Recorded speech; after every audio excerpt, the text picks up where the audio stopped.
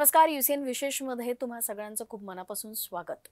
सध्या प्रत्येक आई वडिलांना सगळ्यात मोठा प्रश्न भेडसावत असतो तो म्हणजे मुलाचं भविष्य, मुलाचं किंवा मुलीचं, आपल्या पाल्याचं भविष्य अगदी घडवताना जितकं टेन्शन पेरेंट्स घेत असतात तितकंच आजकाल मुलांना सुद्धा टेन्शन असतं. कारण इंजिनिअरिंग हा एक बूमिंग स्ट्रीम म्हणून बघितलं जातं, पण तिथे ॲडमिशन घ्यायची तर इतक्या अफाट ब्रांचेस आहेत, कुठे जायचं, कसं जायचं आणि फ्युचर काय ह्याविषयी अजूनही कितीही आपण म्हटलं तरी सुद्धा पेरेंट्स संभ्रमात असतात. त्यांचा हा संभ्रम दूर व्हावा, त्यांना ॲडमिशन घेताना कुठेतरी एक मदत व्हावी आणि एक छान इन्स्टिट्यूट आपल्या पाल्यांकरता निवडताना त्यांना शक्य तेवढ्या सगळ्या प्रश्नांची उत्तरं आपल्याला उपलब्ध करून देण्याचा हा एक प्रयत्न. आणि त्याकरता आज आपण आपल्या स्टुडिओमध्ये इन्व्हाइट केलेलं आहे डॉक्टर अभय शेंडे सरांना, जे की आहेत principal Priyadarshini JL college of engineering. Sir स्वागत. नमस्कार. आणि मी म्हटलंय सुरुवातीला तसं की सध्या ॲडमिशन्सचं म्हणजे एक फेज सुरू आहे आणि स्टुडंट्स बरोबर पेरेंट्ससुद्धा कन्फ्यूज असतात की जायचं इंजिनिअरिंगला आहे पण एवढ्या स्ट्रीम्स आहेत तर कुठे. आणि त्यातनं जेव्हा प्रियदर्शनी कॉलेज आपण बोलतो, प्रियदर्शनी ग्रुप ऑफ इन्स्टिट्यूशन्स म्हणेन मी, कारण प्रियदर्शनीचे भरपूर कॉलेजेस आहेत, तर तिथे थोडक्यातच हे नाव सगळ्यांना नावाजलेलं आहे, प्रियदर्शनी सगळ्यांना माहिती आहे, पण थोडक्यात जर का तुम्ही ग्रुप ऑफ इन्स्टिट्यूशन्सची माहिती देऊ शकलात आणि तुमचा अनुभव इतक्या वर्षाचा आहे तोही थोडक्यात जर आमच्याबरोबर शेअर केला. नक्की. प्रियदर्शिनी ग्रुप तसं लोकमान्य टिळक जनकल्याण शिक्षण संस्थेच्या बॅनरमध्ये येतं. प्रियदर्शिनी हे ब्रँड नेम आहे. प्रियदर्शिनी ग्रुपचे 27 इन्स्टिट्यूट आहे. 3 इंजिनिअरिंग कॉलेज नागपूरला आहे, 1 इंजिनिअरिंग कॉलेज मुंबईला आहे. Apart from engineering, architecture, polytechnic, pharmacy, DED, BEd आणि various schools. In short KG to PG, मी तर म्हणेल KG to डॉक्टरेट ही पूर्ण क्वालिटी एज्युकेशन प्रियदर्शिनी ग्रुपमध्ये अवेलेबल आहे. आणि सर्वात महत्त्वाचं की प्रियदर्शिनी ग्रुपचे जे चेअरमन आहेत honourable doctor Satish Chaturvedi sir, he himself is a learned and visionary person. ते 3 सब्जेक्टमध्ये पोस्ट ग्रॅज्युएट आहेत, LLB गोल्ड मेडलिस्ट आहे, PhD आहे आणि डिलीट आहे. त्यामुळे त्यांच्याकडे एक व्हिजन आहे. तर प्रियदर्शिनी ग्रुपमधल्या सगळ्या लॅब्स, सगळ्या लायब्ररी, हे सगळं स्टेट ऑफ आर्ट लॅबॉरेटरीज आमच्या प्रियदर्शिनी ग्रुपमध्ये अवेलेबल आहे. मी एवढंच तुम्हाला प्रियदर्शिनी ग्रुपबद्दल थोडक्यात सांगू इच्छिल. हो. आणि सर आपण सुद्धा बरेच वर्षापासून या ग्रुपशी जोडलेले आहात, तर थोडक्यात थोडासा तुमचा सुद्धा मी गेले 25 वर्ष झाले प्रियदर्शिनी ग्रुपशी जोडलेला आहे. आणि 2008ला Priyadarshini JL college of engineering चालू झालं. तेव्हापासून मी प्रियदर्शिनी JL कॉलेज ऑफ इंजिनिअरिंगमध्ये आहे आणि 2012पासून मी प्रिन्सिपल आहे प्रियदर्शिनी JL कॉलेज ऑफ इंजिनिअरिंगमध्ये. माझं एज्युकेशन मी BE civil government college of engineering कराडमधनं केलेलं आहे. MTech in structural engineering, PhD in civil engineering and I am DSc in civil engineering. मी DSc पण सिव्हिल इंजिनिअरिंगमध्ये केलेली आहे. आमच्या चेअरमन सरांना मोटिवेट होऊन, कारण ते डिलीट आहे आणि त्यांना मोटिवेट होऊन मी DSc ही डिग्री सिव्हिल इंजिनिअरिंगमध्ये केलेली आहे. म्हणजे आपण असं म्हणू शकतो की कुठल्याही ग्रुपचे जे हेड असतात ते इन्स्पिरेशनल असले की असं मोटिवेशन मिळत जातं आणि इतके छान शिक्षक, प्राध्यापक सगळे मुलांना लागतात. नक्कीच. आणि सर तुमचा सुद्धा आता तुम्ही सांगितलं तसं की 25 वर्षाचा अनुभव टीचिंग मधला, तर ही खूप मोठी एक अचीवमेंट पण आहे. आणि मुलांच्या दृष्टीने जर म्हटलं तर त्यांना गायडन्स करता एवढे एक्सपिरियन्स्ड व्यक्ती त्यांच्याबरोबर आहे. त्यामुळे नक्कीच आपल्या कॉलेजचे जे स्टुडंट्स आहेत ते खूप सॅटिस्फाईड असतील अशी आम्ही आशा करतो. आणि दुसरं एक मला आणखीन विचारायचं आहे की इंजिनिअरिंग सध्याच्या तारखेला खूप बूमिंग असं स्ट्रीम आहे आणि तिथे प्रत्येकाला जायची इच्छा आहे. दिवसेंदिवस भरपूर ब्रांचेस नवीन नवीन तिथे येत आहेत आणि पुढे म्हणजे जसं फ्युचरचा विचार केला तर टेक्नॉलॉजी ही प्रत्येकच फील्डमध्ये आवश्यक आहे नवनवीन. तर तुम्ही थोडंसं मला जर का सांगू शकलात की प्रियदर्शनी JL कॉलेज ऑफ इंजिनिअरिंगला कुठल्या कुठल्या ब्रांचेस अवेलेबल आहेत? प्रियदर्शनी JL कॉलेज ऑफ इंजिनिअरिंगला computer science engineering, artificial intelligence, electronics and telecommunication engineering, civil engineering and electrical engineering असे 5 courses Priyadarshini JL college of इंजिनिअरिंगला अवेलेबल आहेत. बरोबर. आणि तिथे मग ऍडमिशन प्रोसेस आपली जशी आता गव्हर्नमेंट थ्रू CET थ्रू या JEE थ्रू आपण ऍडमिशन प्रोसेस बरोबर. सर, एक आणखीन गोष्ट आहे की Priyadarshini JL college of engineering हे ऑटोनॉमस कॉलेज हा, आहे. autonomous.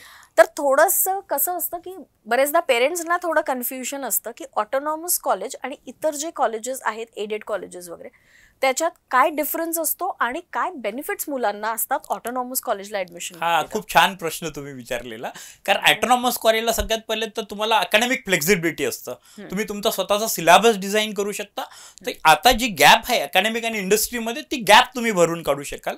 As per industry need तुम्ही तसं अकॅडमिक्समध्ये सिलेबसमध्ये तसा पोर्शन ॲड करू शकता. पहिला बेनिफिट.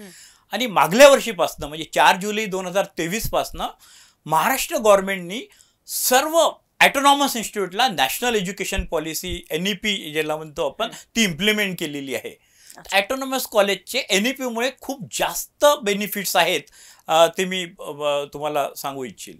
नक्कीच आम्हालाही आवडेल. कारण काय आहे की आता जसं तुम्ही सांगितलं, आता एक प्रश्न क्लिअर झालेला आहे की ऑटोनॉमस कॉलेज आणि एडेड कॉलेजचा डिफरन्स काय आहे. तर आपण म्हणू शकतो की ऑटोनॉमस कॉलेज हे जास्त ॲडव्हान्स कोर्सेस घेऊन चालतात. ऑटोनॉमस कॉलेजला अकॅडमिक फ्लेक्झिबिलिटी आहे, ते त्यांचा अकॅडमिक स्वतः सिलेबस करू शकतात, डिझाईन करू शकतात. एडेड कॉलेजला तो युनिव्हर्सिटी सिलेबस राहील. बरोबर. ज्या युनिव्हर्सिटीला तुम्ही ॲफिलिएटेड आहे.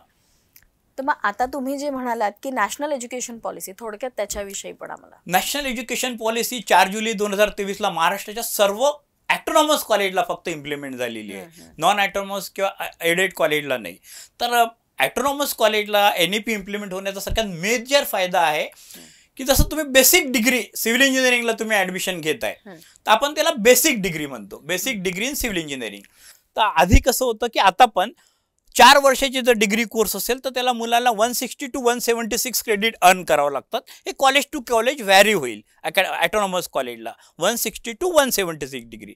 बट NEPची एक ब्युटी आहे की याच क्रेडिटमध्ये 160 to 176 क्रेडिटमध्ये तुम्हाला basic degree with multidisciplinary minor he degree मिळणार आहे. बेसिक विथ, मी उदाहरण देतो, जसं नॉमेनक्लेचर. एखाद्या विद्यार्थ्यांनी सिव्हिल इंजिनिअरिंग मध्ये ऍडमिशन घेतली तर त्याचं नॉमेनक्लेचर असं राहील की बीटेक इन सिव्हिल इंजिनिअरिंग. अच्छा. आणि त्यांनी सेकंड इयरला त्यांनी मायनर डिग्री मल्टीडिसिप्लिनरी मायनर त्यांनी कम्प्युटर इंजिनिअरिंग सिलेक्ट केलं. त्याला चॉईस आहे त्याची ब्रँच सोडून. तर त्याचं नॉमेनक्लेचर असं राहील BTech in civil engineering with minor degree in computer science and engineering. अच्छा, म्हणजे दोन्ही इंजिनिअरिंगचे प्रॉस्पेक्ट त्याच्यामध्ये जाईल. उदाहरण आहे, सिव्हिल मध्ये कम्प्युटरचा स्टुडंट आहे, तो मायनर डिग्री सिव्हिल मध्ये पण घेऊ शकतो, तो मायनर डिग्री इलेक्ट्रिकल मध्ये घेऊ शकतो, ज्या त्या कॉलेजमध्ये जे अवेलेबल आहे त्याचा बेसिक डिग्री सोडून. तर ही सगळ्यात मेन ब्युटी आहे नॅशनल एज्युकेशन पॉलिसीची की थोडक्यात तुम्हाला 2 सब्जेक्टचं नॉलेज राहील डिग्रीमध्ये. आणि ती डिग्री इन्क्लूड आहे basic degree with multidisciplinary minor with, म्हणजे त्याच क्रेडिटमध्ये. तसा सिलेबस डिझाईन आहे. फक्त स्टुडंटला सेकंड इयरला पॅरेंटच्या मदतीने किंवा इंडस्ट्री सिनियर बघून मायनर डिग्री तशी सिलेक्ट करण्याची आहे. आता आपण बघतोय प्रत्येक विद्यार्थ्याला कम्प्युटरमध्येच ऍडमिशन पाहिजे. बरोबर. परंतु आता त्याला कम्प्युटरला ऍडमिशन मिळाली नाही तर त्याला निराश होण्याची आवश्यकता नाहीये. कारण त्यांनी सिव्हिल इंजिनिअरिंगमध्ये जरी बेसिक डिग्री घेतली तरी त्याला मायनर डिग्री कम्प्युटरमध्ये घेता येतं. त्यांनी बेसिक डिग्री इलेक्ट्रिकल इंजिनिअरिंगमध्ये घेतली तरी त्याला मायनर डिग्री कम्प्युटरमध्ये घेता येईल. किंवा कम्प्युटरचा स्टुडंट आहे, त्याला बेसिक डिग्री त्याची कम्प्युटरमध्ये असेल, त्याला मायनर डिग्री सिव्हिलमध्ये घेता येईल, त्याला मायनर डिग्री इलेक्ट्रॉनिक्स अँड टेलिव्हिजनमध्ये घेता येईल. तर हा एक मेन ब्युटी, पहिला जो ॲडव्हान्टेज आहे मेजर आणि मायनर, बेसिक डिग्री सोबत तुम्हाला विथ मायनर डिग्री मिळत आहे. पहिलं म्हणजे बेसिक ॲडमिशन सिव्हिल इंजिनिअरिंगमध्ये झाली तर BTech in civil engineering with minor degree in computer engineering, जर तुम्ही मायनर सेकंड इयरला कम्प्युटर सिलेक्ट केलं. हा एक पहिली ब्युटी. सेकंड, तुम्हाला डबल मायनरचा पण स्कोप आहे इथे. म्हणजे जे हुशार विद्यार्थी आहे तर त्यांना 2 विषयामध्ये, एक तर आहे हा इनबिल्ट मायनर आहे, पहिला जो मी तुम्हाला सांगितला basic degree with multidisciplinary minor. Double minor हा तुम्हाला इमर्जिंग एरियामध्ये करू शकता तुम्ही. AICTने खूप सुंदर असे 9 ते 10 इमर्जिंग एरिया दिलेले आहे. Artificial intelligence, IoT, cyber security, त्यानंतर ब्लॉकचेन टेक्नॉलॉजी, 3D प्रिंटिंग, असे बरेचसे इमर्जिंग एरियाज त्यांनी दिलेले आहेत. तर पहिले तर त्याला एक डिग्री आहेच, पण या डिग्री करता डबल मायनर करता त्याला 18 ते 20 क्रेडिट एक्स्ट्रा अर्न करायचे आहेत. त्या विद्यार्थ्याला 18 ते 20 क्रेडिट एक्स्ट्रा अर्न करायचे आहे, तर त्याला डबल डिग्री मिळेल. म्हणजे फॉर एक्झाम्पल नॉमेनक्लेचर कसं होईल ते, BTech in civil engineering with minor in computer science engineering with IoT, जर त्यांनी IoT इमर्जिंग एरिया घेतलं. परंतु डबल मायनरला एक कंडिशन आहे, डबल मायनर हे तुम्हाला इमर्जिंग एरियामध्येच करायचं आहे. अच्छा, इमर्जिंग एरियामध्येच तुम्ही डबल मायनर, बेसिक मध्ये नाही, डबल मायनर. पण हुशार मुलगा आहे, त्याच्यामध्ये ती कॅपॅसिटी आहे, तर त्याला 18 ते 20 क्रेडिट अर्न करायचे आहे 3 वर्षामध्ये. आणि ते अर्न करताना त्याला NPTEL चे कोर्सेस आहेत, IITने NPTEL चे कोर्सेस केलेले आहे. इमर्जिंग एरियाचे तुम्ही 6 ते 7 सब्जेक्ट जर दिले तर तुमचं 18 ते 20 क्रेडिट होतात. तर मुलाला एक वेगळं व्हॅल्युएशन राहील त्याच्या लाईफमध्ये की I have 1 minor degree and another double degree in emerging area. ही एक ब्युटी नॅशनल एज्युकेशन. पण ही फक्त ऑटोनॉमस कॉलेजलाच आहे. NEP फक्त महाराष्ट्रामध्ये ऑटोनॉमस इन्स्टिट्यूटला. मायनर सब्जेक्ट हे जे सिलेक्ट करायचे आहेत हे सेकंड इयर मध्ये करायचं, सेकंड इयर मध्ये करायचं आहे. पण मुलगा फर्स्ट इयर मध्ये डिसाईड करून की मला सेकंड इयर पासून ती इम्प्लिमेंट होणार आहे सिलेबस मध्ये. परंतु तो थॉट प्रोसेस घेऊन ऍडमिशन घेऊ शकतो की नाही, I want basic degree in civil engineering, minor degree in computer engineering, I want basic degree in electronics and telecommunication, minor degree in computer और आर्टिफिशियल इंटेलिजन्स. असं तर एक पहिला बेनिफिट होता की बेसिक डिग्री सोबत तुम्हाला एक मल्टीडिसिप्लिनरी मायनर कंपल्सरी मिळत आहे. त्याच क्रेडिटमध्ये 160 to 176. डबल मायनरचा स्कोप आहे, कारण तुम्हाला इंजिनिअरिंग सोबत इमर्जिंग एरियाची डिग्री जर तुम्ही 18 ते 20 क्रेडिट अर्न करत असाल तर तुम्हाला ती डबल मायनर मिळेल. NPTELच्या कोर्सेसने तुम्ही ते करू शकता फायनल इयर पर्यंत. थर्ड एक अजून याची ब्युटी आहे की तुम्हाला ऑनर्स डिग्री पण घेता येतं यामध्ये. जसं तुम्ही सिव्हिल इंजिनिअरिंगला ऍडमिशन घेतलेली आहे, तर सिव्हिल इंजिनिअरिंगमध्ये सिलेबस व्यतिरिक्त जे ॲडव्हान्स चाललेलं आहे, latest advance civil engineering technology आहे, त्यामध्ये जर तुम्ही एक्स्ट्रा 18 ते 20 क्रेडिट बेसिक डिग्रीमध्ये करता तर तुम्हाला तुमचं नॉमिनल राहील BTech honours in civil engineering with minor in computer. जर तुम्ही कम्प्युटर सिलेक्ट केलं असेल तर ऑनर्स हा वर्ड लागेल. बरोबर. तर हे 18 ते 20 क्रेडिट तुम्हाला परत NPTEL थ्रू घ्यायचे आहे. NPTEL 7 IITने खूप सुंदर असे कोर्सेस डिझाईन केलेले आहे. तर त्यात 18 ते 20 म्हणजे 6 ते 7 पेपर येतात, 3 किंवा 2 क्रेडिटचा एक पेपर असतो. तर ते ऑनर्स डिग्रीचा पण तुमच्याकडे स्कोप आहे. तर ही एक ब्युटी NEP मध्ये आहे.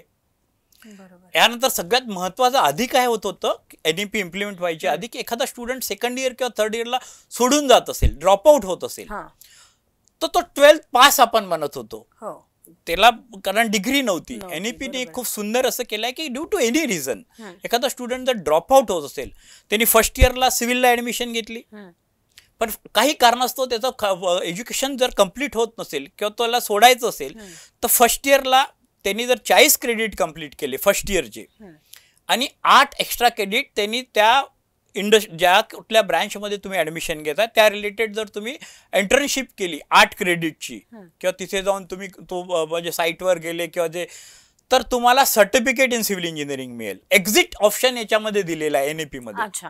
म्हणजे फर्स्ट इयर जे काही तुम्ही वर्ष अभ्यास केलाय तो वाया जाणार नाही. तर फर्स्ट इयरला तुम्हाला सर्टिफिकेट इन सिव्हिल इंजिनिअरिंग मिळेल. म्हणजे 40चं क्रेडिट तुम्हाला अर्न करायचं आहे आणि 8 क्रेडिट तुम्हाला वेगळे इंटर्नशिप किंवा फील्ड प्रोजेक्ट किंवा जे काही तुमच्या रूल्समध्ये लिहिलं ऑटोनॉमीच्या ते तुम्हाला करावं लागेल. सेकंड इयर नंतर सोडत आहे तर तुम्हाला 80 क्रेडिट करणं कंपल्सरी आहे मिनिमम, आणि परत 8चं तुम्हाला साईटवर किंवा जे काही इंटर्नशिप किंवा इंडस्ट्री कराल तुम्ही तर तुम्हाला डिप्लोमा इन सिव्हिल इंजिनिअरिंग मिळेल. हे आम्ही सिव्हिलचं उदाहरण देत आहे. कम्प्युटर इलेक्ट्रॉनिक थर्ड इयर नंतर तुम्ही सोडताय, तुम्ही 120 क्रेडिट करणं कंपल्सरी आहे. परत तुम्हाला 8 क्रेडिट एक्स्ट्रा घ्यायचे आहेत इंटर्नशिप किंवा साईटवर जाऊन किंवा त्या इंडस्ट्रीमध्ये जाऊन. तर तुम्हाला bachelor in BOC course vocational in civil engineering, आणि फायनल नंतर तुम्हाला तर डिग्री विथ मल्टीडिसिप्लिनरी मायनर आहे.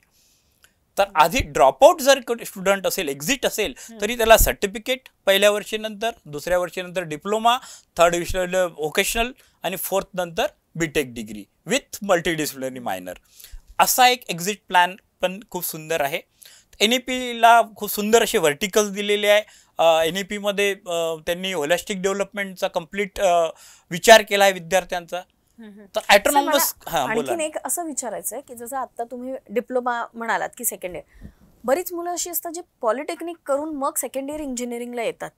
मग त्या सगळ्या मुलांकरता सुद्धा हे सेम प्रिव्हिलेजेस तो जो सेकंड इयरला येतो तेव्हा त्याला जसं त्यांनी सिव्हिल इंजिनिअरिंग मध्ये डिप्लोमा केलेला आहे तर त्याची बेसिक डिग्री त्याला सिव्हिललाच मिळेल. पण तो सेकंड इयरला आल्यानंतर minor degree computer electronics electrical मध्ये सिलेक्ट करू शकतो. तर त्याला पण आता NAP-ला म्हणजे यावर्षी जे मुलं सेकंड इयरला येतील त्यांना पण मेजर डिग्री आणि मायनर डिग्री राहील. म्हणजे हा बेनिफिट त्यांना सुद्धा ऍप्लिकेबल आहे. हा बेनिफिट यामध्ये फक्त एक आहे की आधी कसं होतं की सिव्हिलची मुलं आहे डिप्लोमाचे तर त्यांना आपण सिव्हिलला ऍडमिशन देत होतो डायरेक्ट सेकंड इयरला. इलेक्ट्रिकलचा विद्यार्थी आहे त्यांना आम्ही इलेक्ट्रिकलला देत होतो.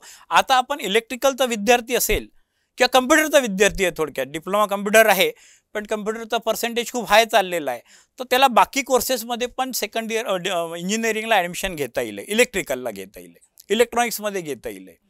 पण त्या केसमध्ये जो एक फर्स्ट इयरचा बेसिक सब्जेक्ट राहिलेला आहे कारण तो डायरेक्ट सेकंड इयरला येतोय तर ते 2 क्रेडिटचा तो सब्जेक्ट त्याला कव्हर करावा लागेल जर त्याची ब्रँच सोडून तो ऍडमिशन घेत असेल तर.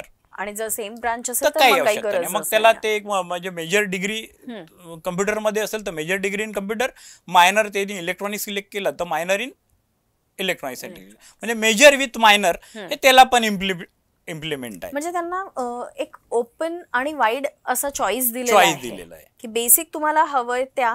आणि दुसरं की बरेचदा असं होतं की आपल्याला कधी कधी असं असतं की एक फॅमिली बिझनेस आहे तर म्हणून मला सिव्हिल इंजिनिअरिंग करणं आहे पण इंटरेस्ट कम्प्युटरमध्ये मग मी तेही कनेक्ट करू शकतो. म्हणजे असे दोन्ही चॉईसेस. किंवा मी म्हणजे वेगळं म्हणेल की सगळेच ना कम्प्युटर ब्रँच येत आहेत मुलांना रिझल्ट लागला CETचा सर्वांना कम्प्युटर ब्रँच पॉसिबल होत नाही. मग त्या केसमध्ये त्यांनी major degree electronics and telecommunication किंवा इलेक्ट्रिकल सिव्हिलमध्ये घे तर मायनर त्याला ऑप्शन आहे कम्प्युटरमध्ये तर मुलाला तो स्कोप आहे.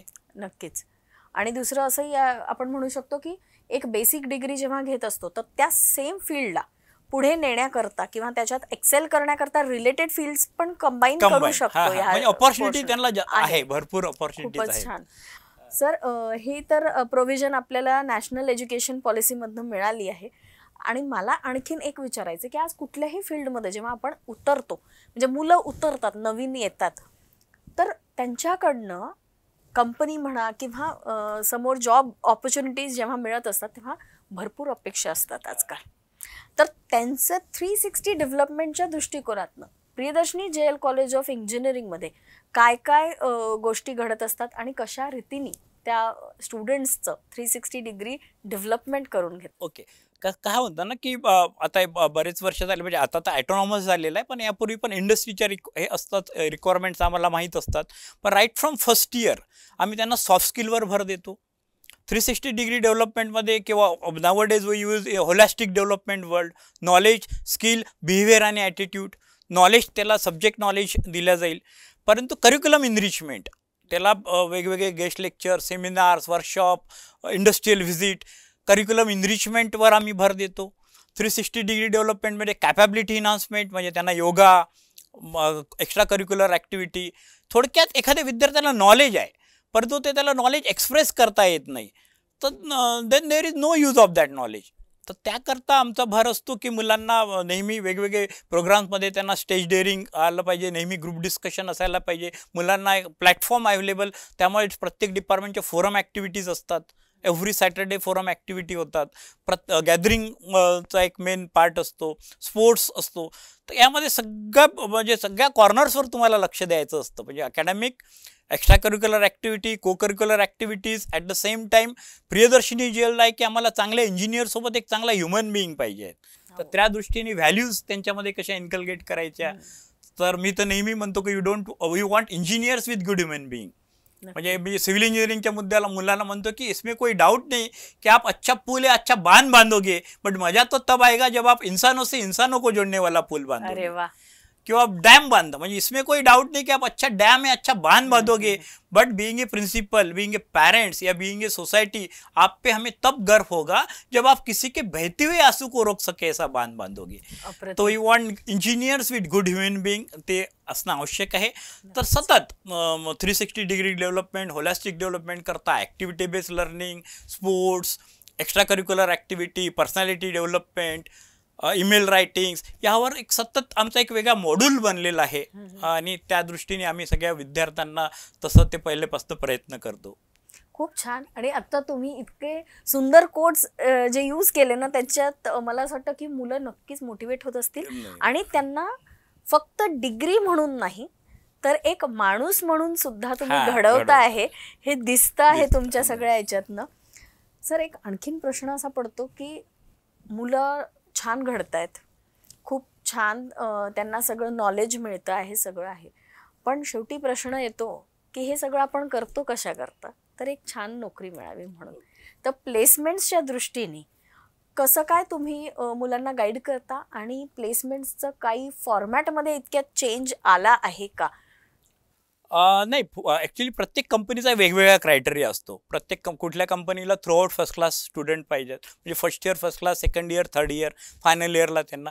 काही काही कंपनी अप टू 12th त्यांचा 12th first class, 10th first class, throughout first class. प्रत्येक कंपनीचा वेगवेगळ्या क्रायटेरिया आहेत. तर त्यानुसार आम्ही म्हणजे right from first year CRT trading स्टुडंटचं चालू करतो, जेणेकरून त्याला aptitude, group discussion, personal interview प्रत्येक त्याकरता त्याला तयार केलं जातं. इंडस्ट्री मध्ये आता IT सेक्टर्स आहे, सिव्हिल इंजिनिअर, पण प्रत्येक इंडस्ट्रीची वेगवेगळी रिक्वायरमेंट असतं. तर त्यानुसार मग आम्ही ॲड ऑन कोर्सेस विद्यार्थ्यांचे घेतो. आमचे जे ॲल्युमिना विद्यार्थी आहेत, जे इंडस्ट्रीमध्ये काम करत आहेत, ते आम्हाला सांगतात की सर आता पायथॉनची आवश्यकता आहे. तो we started because it's our autonomous institute. तर आम्ही मग तो पायथॉन इंट्रोड्यूस करू. किंवा त्यांनी सांगितलं की सर आम्हाला ॲडव्हान्स जावाची विद्यार्थी पाहिजे, किंवा सिव्हिल इंजिनिअरिंगमध्ये आम्हाला स्ट्रक्चरलची विद्यार्थी पाहिजे. इलेक्ट्रिकलमध्ये आता तुम्ही बघाल की इलेक्ट्रिकल व्हेकलवर खूप जोर आहे, किंवा सोलर पॅनलवर खूप, सोलर एनर्जीवर.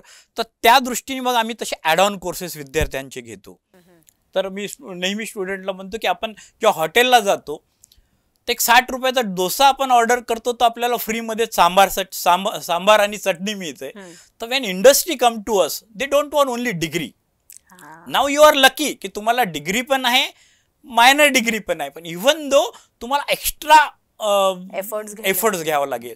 ॲड ऑन कोर्सेस मुलं खूप तसे मग त्यांच्या डोमेनप्रमाणे, त्यांचं लायकिंगप्रमाणे मग तसे पुरं ॲड ऑन कोर्सेस जॉईन करतात. तर ॲड ऑन कोर्सेसची फ्लेक्झिबिलिटी ॲटोनॉमस इन्स्टिट्यूटला आहे. ॲक्च्युली नॅकमध्ये पण याचं प्रोव्हिजन आहे. तर ॲड ऑन कोर्सेस 30 अवर्सचे आम्ही मुलांचे घेतो.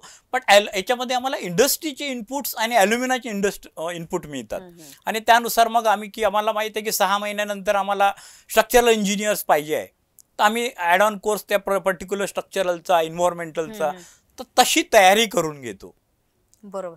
म्हणजे इंडस्ट्री रिक्वायरमेंट बघून तुम्ही आधीच मुलांना प्रिपेअर करता. हा ऑटोनॉमस कॉलेजचा मला वाटतं बेनिफिट असेल की तिथे शिकतात जी मुलं, ती जेव्हा अपियर होतात इंटरव्ह्यू करतात किंवा त्या कॉम्पिटिशन मध्ये उतरतात, तेव्हा ती फुल प्रिपेअर्ड असतात. हे खूप छान आहे. आणि ही सगळी माहिती तुम्ही जी दिलीत त्याच्यामुळे मला असं वाटतं स्टुडंट्स बरोबर पॅरेंट्सला पण खूप सपोर्ट आणि सॅटिस्फॅक्शन मिळत असेल. कारण कितीही आपल्याला जी माहिती असते ती फक्त एक प्रोसेसच माहिती असते, आतलं फार क्वचित आपल्याला कळत असतं. सर, इतकी छान तुम्ही माहिती दिली. आणि ह्या कॉलेजविषयी स्पेशली मी म्हणेन की Priyadarshini JL college of engineering विषयी सुद्धा खूप अवेअरनेस आता झालेला असेल या कार्यक्रमाच्या निमित्तानं. जाता जाता एखादा संदेश जर का द्यायचा झाला पेरेंट्सला आणि मुलांना. पॅरेंट्सला आहे की पॅनिक होऊ नका की कम्प्युटरच ब्रँच पाहिजे. कारण आता तुम्हाला ॲटोनॉमस इन्स्टिट्यूट, कुठल्याही ॲटोनॉमस इन्स्टिट्यूटला तुम्ही ॲडमिशन मिळाली तुम्हाला विद्यार्थ्याला, तुमच्या मुलाला मुलीला, तर त्याला कम्प्युटर कधीही शिकता येईल. किंवा कारण मुलं प्रत्येकाचा कल हा कम्प्युटरकडे, बेसिक ब्रांचेसला खूप चांगलं पुढे दिवस आहेत. सिव्हिलला सगळ्याच बेसिक ब्रांचेस, सिव्हिल, इलेक्ट्रिकल, तर त्या व्यतिरिक्त तुम्हाला मायनर आहेच. मुलांना एवढंच म्हणेल की इच्छा आहे तुमच्या मनामध्ये खूप, पण मी म्हणलं की ख्वाहिशों से नहीं गिरते फूल झोली में, करम की साख को हिलाना होगा, कुछ नहीं होगा कोसने से अंधेरे को, अपने हिस्से का दिया खुद ही जलाना होगा, अपने हिस्से का दिया खुद ही जलाना होगा. एवढं छान कोट दिल्यावर मला असं वाटतं मी काहीच बोलण्याची आवश्यकता नाही आहे. तुम्ही खूप ॲप्ट असा हा मेसेज दिलेला आहे. सर, आपण इथे आलात आणि इतकी छान माहिती दिली की ज्याच्यामुळे मला असं वाटतं की पेरेंट्स आणि स्टुडंट्स दोघंही रिलॅक्स होऊन आपल्या उज्ज्वल भविष्याकडे वाटचाल करताना त्यांना एक खूप छान असं गायडन्स मिळालं असेल या चर्चेच्या थँक्यू निमित्ताने. Thank you so thank you very much आणि wish you all the best. सगळ्या विद्यार्थ्यांना त्यांच्या फ्युचर करता खूप खूप शुभेच्छा. थँक्यू. थँक्यू.